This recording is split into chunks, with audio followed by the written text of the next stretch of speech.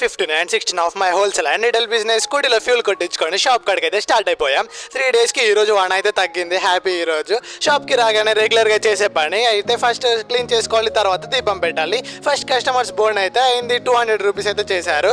మన షాప్లో బయట అన్ని షాప్లో కన్నా తక్కువ ప్రైజెస్కే ఇస్తున్నాను నేను. అయినా కూడా కొంతమంది కస్టమర్స్ అయితే సాటిస్ఫై అవ్వడం లేదు. కొంతమంది ఏమో బ్రో ఇంత తక్కువనా అని అంటున్నారు. నాకు వచ్చిన ప్రైస్కి నేను 30-40 కంటే ఎక్కువ అయితే తీసుకుంటలేను నేను. డే 15 రోజు ఎక్కువ సేల్స్ ఏం కాలేదు. 3K ఏమో వచ్చినాయి. కొందరు అనుకోవచ్చు నేను చెప్పేది ప్రాఫిట్స్ అని. నేను చెప్పేది జస్ట్ సేల్స్ మాత్రమే. నాకు అందులో వచ్చే ప్రాఫిట్ చాలా తక్కువ ఉంటుంది. మంచిర్యాల సైడ్ నుంచి వస్తే మన షాప్ అయితే మహావీర్ బార్ అండ్ రెస్టారెంట్ పక్కనే ఉంటుంది. ఈరోజు ఫస్ట్ కస్టమర్స్ అయితే వచ్చేసిండు అండ్ 220 రూపీస్ అయితే బోని చేసిండు.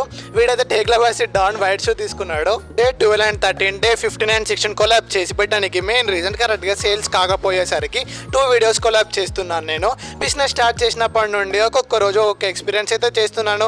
ఇప్పుడే కొత్త స్టాక్ అంతా అయితే వచ్చింది. స్టాక్ అంతా ఓపెన్ చేయాలి, మొత్తం అంతా నీట్గా పెట్టుకోవాలి, అన్ని కరెక్ట్గా వచ్చినా లేదో చెక్ చేసుకోవాలి. కొంతమంది కస్టమర్స్ వస్తారు, ఇట్లా తీసుకొని వెళ్ళిపోతారు. కొంతమంది కస్టమర్స్ ఎన్ని మోడల్స్ చూపెట్టినా అస్సలు తీసుకోరు. 70% వచ్చి తీసుకొని వెళ్ళిపోతారు, కానీ 30% పీపుల్ ఉంటారు. ఇక చూపెట్టాలి, తప్పదు. ఈ అన్న వాళ్ళు ఈరోజు మన లాస్ట్ కస్టమర్స్. అన్న కూడా మన ఇన్స్టాలో రీల్ చూసి వచ్చిండ్రంట. 2 పేర్స్ అయితే తీసుకున్నారు. ఈరోజు టోటల్గా 4.5 అయితే సేల్ చేసినాం. పేజ్కి ఫాలో కొట్టి మన షాప్కి సపోర్ట్ చేయండి.